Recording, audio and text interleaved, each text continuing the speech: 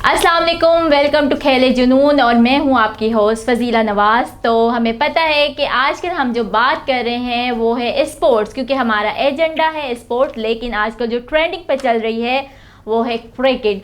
तो ऑब्वियसली पाकिस्तान में जो है PSL सीज़न 7 का बुखार बड़ा हाई चल रहा है और साथ ही साथ लेवल भी है, क्योंकि क्रिकेट का लेवल है और साथ में PSL सीज़न 7 का भी लेवल है। हर एक प्लेयर्स का, हर एक कप्तान का, हर एक बॉलर का अपना ही लेवल है। तो आज हम बात करेंगे जो आज का मैच हो रहा है इस्लामाबाद यूनाइटेड और लाहौर कलंदर्स का। अब लाहौर कलंदर्स ने जो है वो पहले टॉस जीतकर बैटिंग का फैसला कर लिया है और हम इस पर भी बात करेंगे क्योंकि कल के मैचेस भी हम नहीं भूल सकते, क्योंकि कल के 2 मैचेस खेले गए थे। कल का जो मैच हुआ था वो हुआ था कोयटा ग्लेडिएटर और मुल्तान सुल्तान के दरमियान, उस पर भी बात करेंगे। और रवायती हरीफ लाहौर कलंदर्स और कराची किंग्स। लेकिन मैं यहाँ पर इंट्रोड्यूस भी करवाती चलूँ अपने एक्सपर्ट्स को।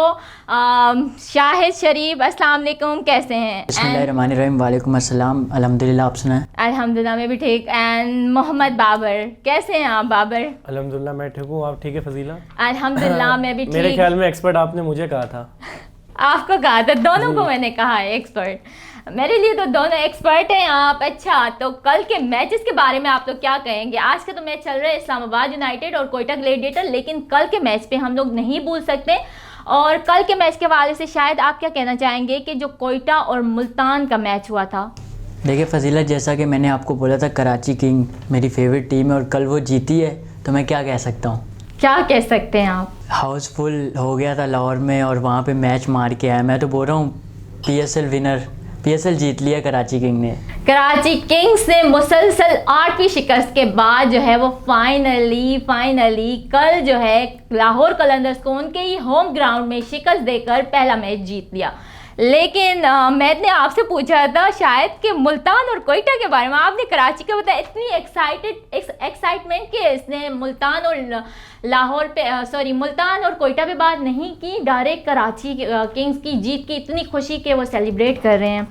खुशी तो होगी ना, जाहिर सी बात है कि सपोर्ट किया कराची किंग को और लाहौर को इतने कम चेस पे भी उन्होंने मतलब नहीं जीतने दिया। तो जैसे कि मीर हमजा ने बहुत अच्छी बॉलिंग की है और काफ़ी फील्डिंग भी बहुत अच्छी थी कल के मैच में। फील्डिंग, बॉलिंग, बैटिंग इतनी ख़ास नहीं थी और थोड़ा सा बैटिंग ऑर्डर भी चेंज किया था बाबर आजम ने, क्योंकि जॉय क्लार्क मेरे ख्याल से ओपनर आए हुए थे और शर्जील खान वन डाउन आए हुए थे, तो इस वजह से बैटिंग लाइनअप चेंज किया हुआ था। अच्छा, अब मैं पूछना चाहूँगी बाबर से। बाबर, आप बताएं, क्योंकि आप मुझे यही कहते थे कि फजीला अगर लाहौर को कराची ने शिकस्त दे दी तो ट्रॉफी समझो जीत ली, तो आपके क्या तासुरात हैं? आप क्या कहना चाहेंगे कि क्या फीलिंग्स हैं आपकी? देखिए, मेरे तासुरात तो चेंज हो गए। कल कराची को हारना चाहिए था।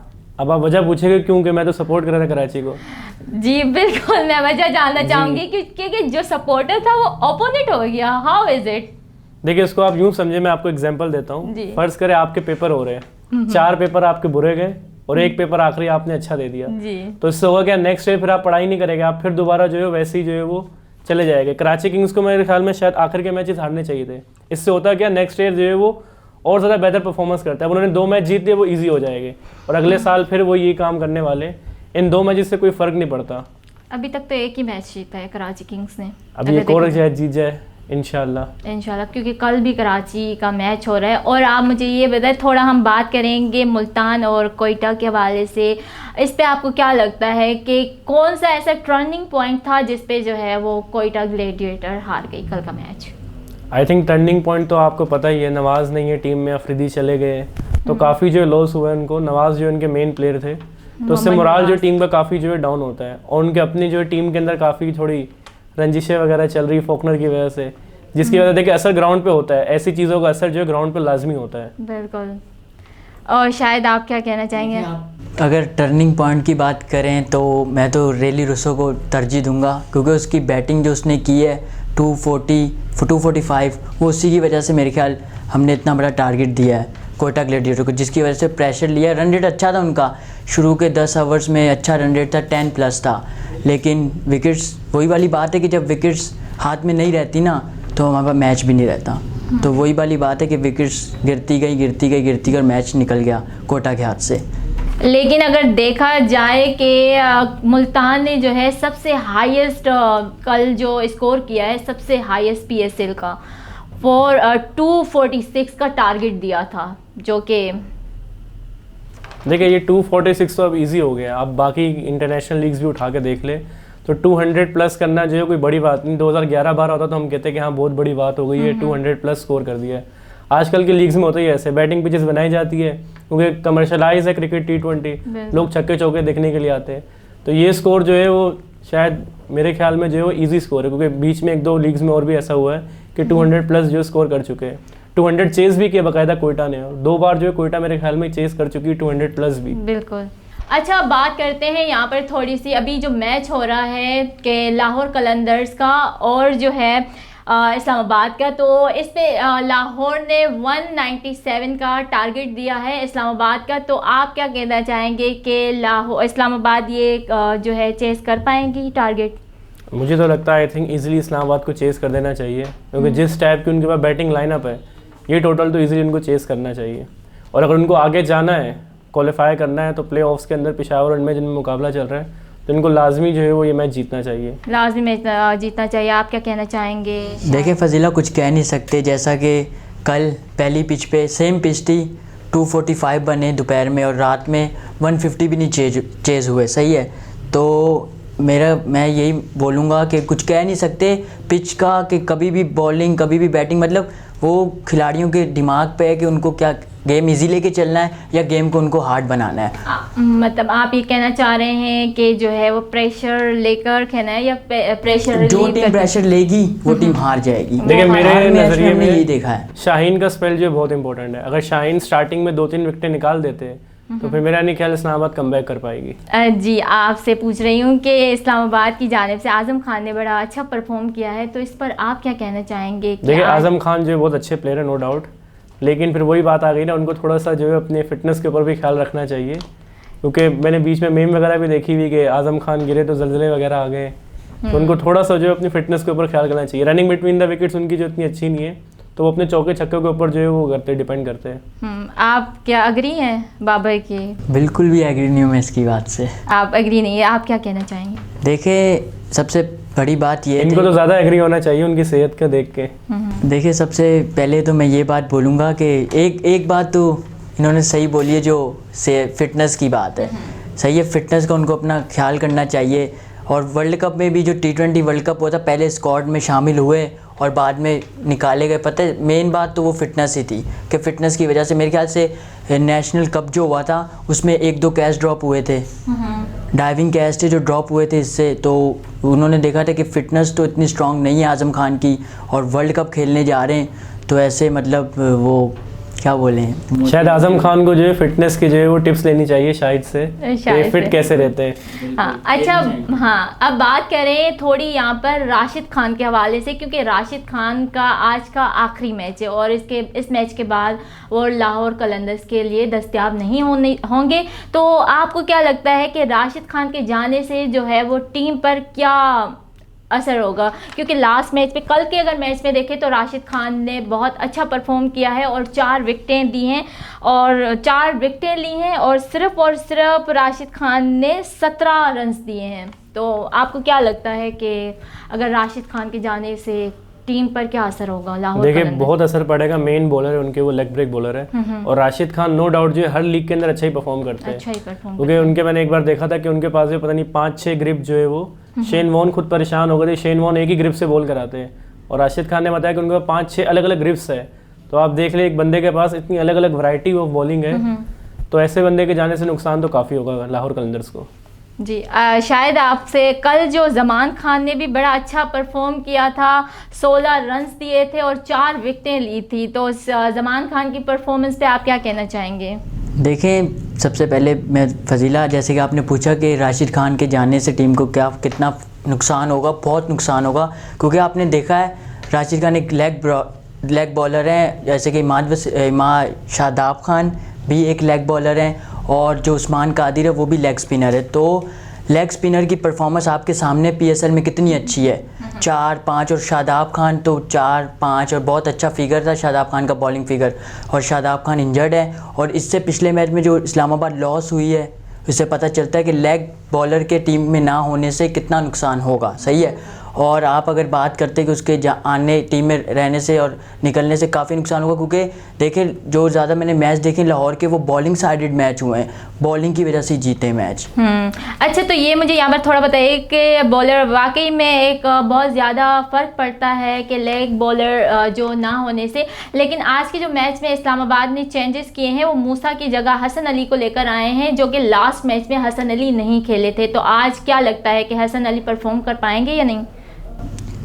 देखें, कुछ कह नहीं सकते, वही वाली बात है कि हसन अली कभी परफॉर्म कर लेते हैं और कभी परफॉर्म नहीं करते। पीछे कुछ मतलब महीनों से उसके साथ ऐसा ही हो रहा है कि वो लगातार परफॉर्म नहीं कर रहे। जैसे एक बॉलर कंटिन्यूसली वो करता है कि प्ले करता है, वो नहीं कर पा रहे, कुछ अच्छा अपना मतलब एफर्ट नहीं दे पा रहे, टीम का साथ नहीं दे पा रहे। वर्ल्ड कप में भी कुछ ऐसा ही हुआ था कि सब बॉलर परफॉर्म कर रहे थे और हसन अली नहीं परफॉर्म कर पा रहे। और बाबर, आप अगर आप स्टैट्स उठा के देखें तो इस्लामाबाद यूनाइटेड जो टीम है इस पीएसएल के अंदर, वो सबसे महंगी टीम है आखिर के 5 ओवर्स में, क्योंकि वो बहुत ज़्यादा रन्स देते हैं। और वो हसन अली जो वजह है बहुत ज़्यादा रन्स देने की, क्योंकि वो शॉर्ट बॉल स्लो बॉल करते रहते। वही वाली बात हुई कि वसीम अकरम आए थे बाबर आजम को समझाने के लिए कि यॉर्कर भाई क्यों नहीं कर रहे, तो पता नहीं एक ट्रेंड सा चल गया स्लो बॉल करने का, शॉर्ट बॉल करने का। हालांकि यॉर्कर जो है बहुत अच्छा ऑप्शन होता है। बिल्कुल, लेकिन कल का मैच जैसे कराची किंग्स ने जीता है, ना सिर्फ अवाम जो शायकीन क्रिकेट है उनके ही चेहरों पर मुस्कुराहटें लाए। मैंने वसीम अकरम को भी देखा था, वसीम अकरम भी बड़ा खुश थे, क्योंकि एक मैच सिर्फ जीता और एक मैच भी बहुत इम्पोर्टेंट था। तो इस पे आप क्या उससे ये लगता है कि वसीम अकरम का जो गुस्सा था, जो समझाने का तरीका था, वो कम हुआ गुस्सा वसीम अकरम का? देखिए, इसमें पॉजिटिव भी है और इसमें नेगेटिव भी है। पॉजिटिव तो ये अच्छा है कि 8 मैचेस जो है वो हारे हुए थे, एक कम से कम कराची वालों को खुशी दे दी गई। नेगेटिव ये कि अब वो जो है और ईजी हो जाएंगे, क्योंकि उनको जो है अगर 10 मैचेस हार के जाते, क्योंकि आपको पता होगा कराची किंग्स जो है वो उनके लोगों पे शेर बना हुआ है, और शेर जब जख्मी होता है तो ज़्यादा खतरनाक तभी होता है, वो खतरनाक होता है। और नो डाउट कराची किंग्स के जो कल मीर हमज़ा है उसकी जानिब से काफ़ी अच्छा परफॉर्म किया गया है, और हम मीर हमज़ा को कैसे भूल सकते हैं, क्योंकि वो प्लेयर ऑफ द मैच भी करार दिए गए थे। तो मीर हमज़ा के हवाले से मैं बात करूँगी, मीर हमज़ा की परफॉर्मेंस पे आप दोनों क्या कहना चाहेंगे? पहले आप शायद। देखिए, मीर हमज़ा, आप सही बात की कि मीर हमज़ा जो फास्ट न्यू बॉल करने के बहुत माहिर हैं और बहुत अच्छी बॉल की उन्होंने। फ़खर जमान को आउट किया है, फिर कामरान गुलाम की विकेट लिए, 2 मेन विकेटें उन्होंने ली हैं मीर हमज़ा ने, और यही टर्निंग पॉइंट था कराची किंग के जीतने का। क्योंकि देखें आप कि हाउसफुल था, वहाँ पे बहुत ज़्यादा प्रेशर भी था, कराची को 8 मैच हारे हुए थे, और फिर कल का मैच था, मतलब वही इंडिया और पाकिस्तान वाला जुनून चल रहा था स्टेडियम में। तो बस मैं तो बहुत खुश हूँ कि कल लाहौर हार गई और कराची जीत गई। मुझे लग नहीं रहा था कि, क्योंकि उनकी बॉलिंग लाइनअप स्ट्रॉन्ग थी, लेकिन चेस कम था, और कराची की जानिब से बहुत अच्छी बॉलिंग की है मीर हमज़ा ने। जैसा कि आपने बोला 4 विकेटें ली हैं, बहुत, मैं बोलता हूँ न्यू टैलेंट है और चांस मिलना चाहिए मे बी इंटरनेशनल टीम में। आप एज अ क्रिकेट फैन तो मैं बहुत खुश हूँ कि लाहौरियों को जो है सबक सिखाया है अच्छा तरह उनके होम ग्राउंड में। लेकिन एज अ क्रिकेट एनालिस्ट जो है वो मुझे अच्छा नहीं लग रहा, क्योंकि आखिरी मैच जीतने के बाद जो है वो ईजी हो जाएगी पूरी टीम। तो मैं ये नहीं चाहता था, मैं चाहता था कि सारे 10 मैच हारे और नेक्स्ट ईयर जब आए कराची किंग्स तो एक घायल शेर की तरह आए। तो अगर जैसे कल के मैच में कराची किंग्स ने कमबैक किया था, वो भी घायल शेर जो था, फायदा नहीं ना जख्मी कमबैक शेर करने था, का। उसने कमबैक तो किया है। क्योंकि अगर आप देखें बाबर के लास्ट मैचेस में भी कराची ने अच्छा परफॉर्म किया था, नो डाउट, बट हो सकता है कि लक नहीं था, लेकिन परफॉर्म बहुत अच्छा किया। और अगर देखा जाए तो इमाद वसीम की परफॉर्मेंस भी बहुत बेहतर हुई, बहुत अच्छी परफॉर्म कर रहा था। तो इस पे आप क्या कहना चाहेंगे? देखिए, आखिर के मैचेस जो रस्मी मैचेस है, जैसे रस्म पूरी करनी पड़ती, कराची किंग्स जो रस्म पूरी कर रहा है, इससे कोई डिफरेंस तो फ़र्क तो पड़ने नहीं वाला। कराची किंग्स जो आखिर के अगर मैच जीत जाता तो चले जाता उसके अंदर, शुरू के ही हार चुके तो कराची शुरू में जो 5-6 मैच हारने के बाद टूर्नामेंट से बाहर हो गया। तो अब मेरा नहीं ख्याल है कि परफॉर्म करने से जो कराची किंग्स को कोई फ़ायदा होगा। अभी हम बात करते हैं जो मैच आज का हो रहा है लाहौर और इस्लामाबाद का, जिसमें मैं आपको ये स्कोर भी बताती चलूँ कि 27 जो है वो इस्लामाबाद ने स्कोर किए हैं और 1 आउट 2 ओवर का मैच भी हो चुका है। तो क्या लगता है कि अगेन चेस हो पाएगा या नहीं, ये जो टारगेट दिया गया है इस्लामाबाद को? देखिए सिंपल सी इक्वेशन है, अगर स्टार्टिंग में विकेट्स गिरती है तो उनके लिए काफ़ी मुश्किल हो जाएगी, क्योंकि एंड में अगर आजम खान वगैरह भी है, लेकिन शुरू से अगर स्टार्टिंग अच्छी ना हो तो टीम प्रेशर आ जाती है। तो शाहीन का ओवर जो है वो काफ़ी जो इम्पोर्टेंट था। शाहीन अगर 2-3 विकेटें निकाल देते अभी तो इस वक्त जो है काफ़ी जो नुकसान हो जाएगा इस्लामाबाद यूनाइटेड को। आप जैसे स्टार्टिंग के हवाले से कह रहे हैं, तो स्टार्ट जो लाहौर ने भी किया था उसके 13 ओवर रन्स में जो है 3 विकेटें गिर चुकी थी। स्टार्ट तो अच्छा भी नहीं था लाहौर का, लेकिन एंड तो बहुत अच्छा किया है। देखिए लाहौर की जो लाहौर की बात करें तो फिनिशर्स जो काफ़ी अच्छे लाहौर के पास वर्ल्ड क्लास फिनिशर्स है, जो नीचे आके जो है वो एक्सलेट कर सकते हैं। लेकिन इस्लामाबाद में जो एंड के अगर आप देखें तो आजम खान वगैरह उसके अलावा तो कोई मुझे नज़र नहीं आ रहे। हसन अली जो थोड़ी बहुत हिट कर लेते लेकिन प्रॉपर हिटर नहीं है वो, मतलब काम गुजारे अलग कर लेते हिटिंग वगैरह वो। शाहिद आप क्या कहना चाहेंगे, बाबर आजम खान आज परफॉर्म करके दिखाएंगे या नहीं? देखें परफॉर्म, मैं तो बोलता हूँ कि परफॉर्म करें, क्योंकि देखें इनके पास काफ़ी टीम चेंज हो गई है। पाउल स्टर्लिंग, एलेक्स हेल्स, उसके बाद आसिफ अली कैप्टनसी संभाल रहे हैं, उन्होंने अब अंडर में लिया हुआ है टीम को कि वो लेके चलेंगे। शादाब खान नहीं है टीम में। शादाब खान ने एक इनिंग खेली थी जिसमें 100 के करीब स्कोर भी मारा था, लेकिन साथ नहीं दिया था। वही वाली बाबर आजम वाली बात आ गई कि अकेले बेचारे फाइट कर रहे थे और किसी ने साथ नहीं दिया। वही वाली बात है कि पहले बैटिंग कॉम्बिनेशन इस्लामाबाद के पास बहुत अच्छा था।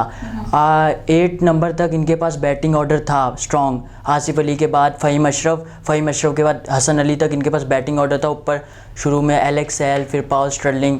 तो टीम अभी मुझे लगता है इनका टीम कॉम्बिनेशन नहीं। और सामने वाली टीम को भी तो देखें आप, लाहौर कलंदर्स, उनकी टीम के पास पेस है, ऊपर राशिद खान भी है आज। तो मुझे लगता है बहुत मुश्किल है इस्लामाबाद के लिए। और अक्सर हम यहाँ पर थोड़ी बात करें, अक्सर हमें ग्राउंड में ऐसे वाक़यात देखने को मिलते हैं जो बहुत ट्रेंडिंग पे चल रहे हैं। और कल का भी कुछ ऐसे वाक़यात हुए जो आप लोगों के साथ शेयर करते चले कि नसीम शाह की भी लड़ाई हो गई थी खुशदिल शाह के साथ। दोनों शाह एक दूसरे का आमने सामने आ गए थे। इस पे आप लोग क्या कहना चाहेंगे? देखिए नसीम शाह साहब जो है वो काफ़ी जो है वो उड़ रहे थे, मतलब बॉलर को एक एग्रेशन दिखाना चाहिए, लेकिन ऐसे बंदे के सामने दिखाना चाहिए जो आपका सीनियर हो, मतलब बदतमीजी जाती एक तरीके की है। तो खुशदिल शाह ने उनका अच्छा जो सॉफ्टवेयर अपडेट किया है अच्छे तरीके से, तो अब कुछ सालों के लिए तो वो नहीं करने वाले, इंसान बन के जो है बॉलिंग करेंगे, इंसान बन के बॉलिंग करेंगे।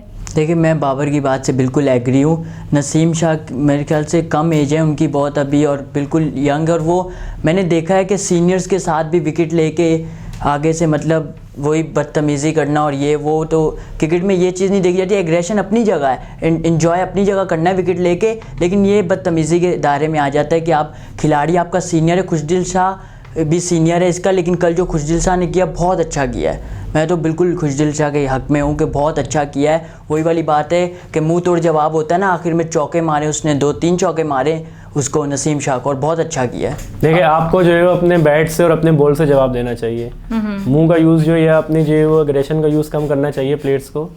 तो उनको कोशिश करनी चाहिए कि अपने जो है वो बैटिंग से या फिर अपनी बॉलिंग से जो है वो सामने वाले को जवाब दिया जाए, जो खुशदिल शाह ने कल किया है।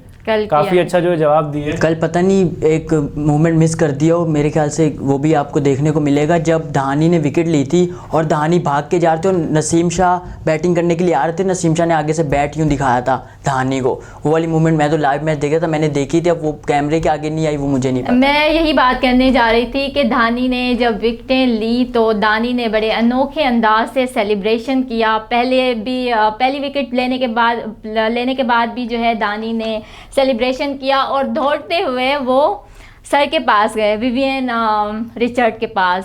तो उस पे वो सेलिब्रेशन के हवाले से आप लोग क्या कहना चाहेंगे कि मतलब हर दिन हमें कुछ न्यू देखने को मिल रहा होता है सेलिब्रेशन के हवाले से? जहाँ तक आपकी बात है, जो धानी है वो सीनियर्स जो हैं उनकी बहुत इज्जत करते हैं, आपको ये बात पता होगी।